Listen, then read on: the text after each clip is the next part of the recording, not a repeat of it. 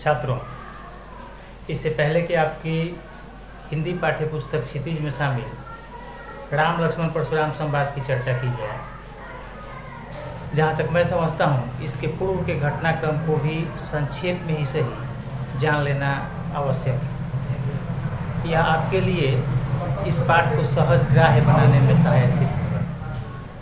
आज जिस महिला सशक्तिकरण को लेकर के हमारे यहाँ के विभिन्न राजनीतिक दल ढिढोरा पीटते हैं, हाय तौबा मचाते हैं, वह हमारे यहाँ सदियों पूर्व में भी था। इस बात का स्पष्ट प्रमाण है हमारी सनातन संस्कृति में शामिल स्वयंवर प्रथा, जिसमें कन्या को अपना वर चुनने का अधिकार प्राप्त था। वैसे तो यह संवाद सीता स्वयंवर के समय का है, लेकिन जैसा कि मैंने पूर्व के घटनाक्रम के संबंध में कहा, तो मिथिला के परम ज्ञानी राजा जनक की पुत्री का नाम सीता था।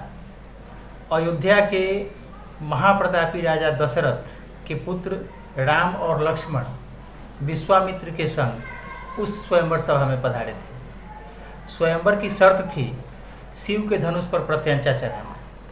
वह शिव धनुष जमदग्नि ऋषि के पुत्र परशुराम की धरोहर थी, जिसे उन्होंने वर्षों पूर्व राजा जनक के यहाँ रख दिया था। यह धनुष भगवान शंकर ने परशुराम पर प्रसन्न होकर उन्हें दिया था। महर्षि परशुराम बहुत क्रोधी स्वभाव के थे। हालांकि इसके पीछे की कहानी लंबी है। सहस्त्राबाहु नामक राजा के अत्याचार से त्रस्त होकर उन्हें धरती को राजाओं से विहीन कर देना दुष्कर कार्य करना पड़ा था, और यह उन्हें एक बार नहीं कई बार करना पड़ा था। आप पढ़ेंगे भी, भुजबल भूमि भूप बिनु कीन्ही।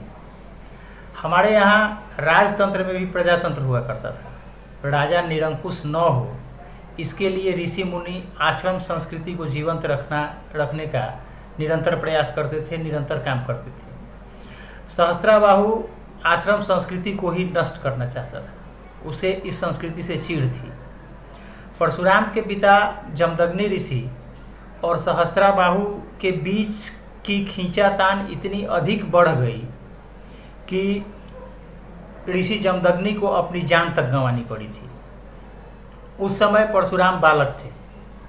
प्रतिशोध लेने के लिए परशुराम ने भगवान शंकर की तपस्या की, उन्हें अपना गुरु बनाया और परिणाम स्वरूप, पुरस्कार स्वरूप वह धनुष हासिल किया जो सीता स्वयंवर की शर्त थी।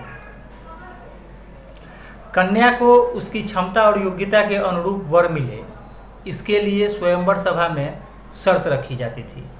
यदि आपने लॉकडाउन पीरियड में B.R. चोपड़ा की महाभारत देखी होगी, तो एक ऐसी ही स्वयंवर सभा आपने उस महाभारत में भी देखी होगी, द्रौपदी स्वयंवर की।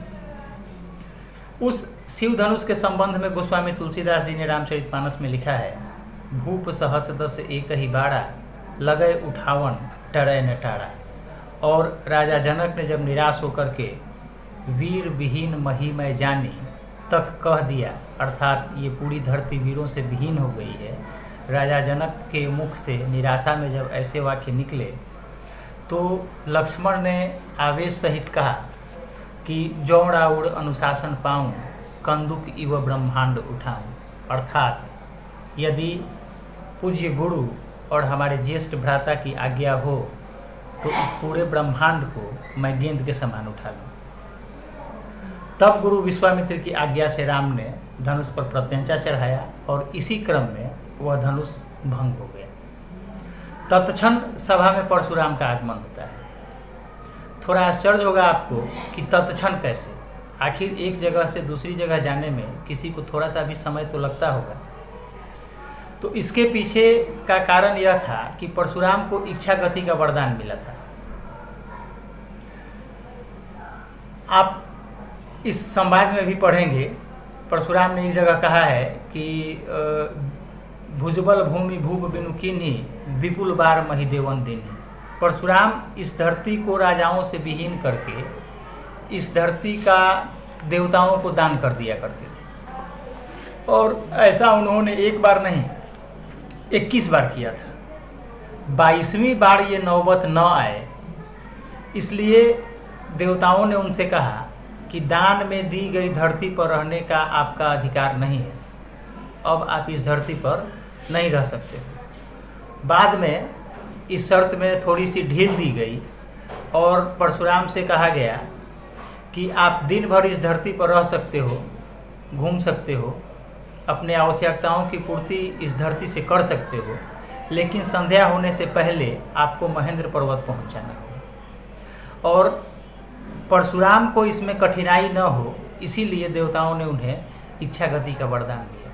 और यही कारण था कि उस धनुष की तीव्र ध्वनि सुनते ही धनुष जैसे भंग हुआ, धनुष जैसे टूटा, उस धनुष से इतनी तीव्र ध्वनि निकली, कहा जाता है कि वो ध्वनि तीनों लोकों में सुनाई दी थी। तो उसकी ध्वनि को सुनते ही परशुराम तत्क्षण तुरंत उस स्वयंवर सभा में उपस्थित हो गए थे। और आगे राम लक्ष्मण परशुराम संवाद तो है ही, तो इसकी चर्चा विस्तार से हम लोग अगले विजुअल में करेंगे। धन्यवाद।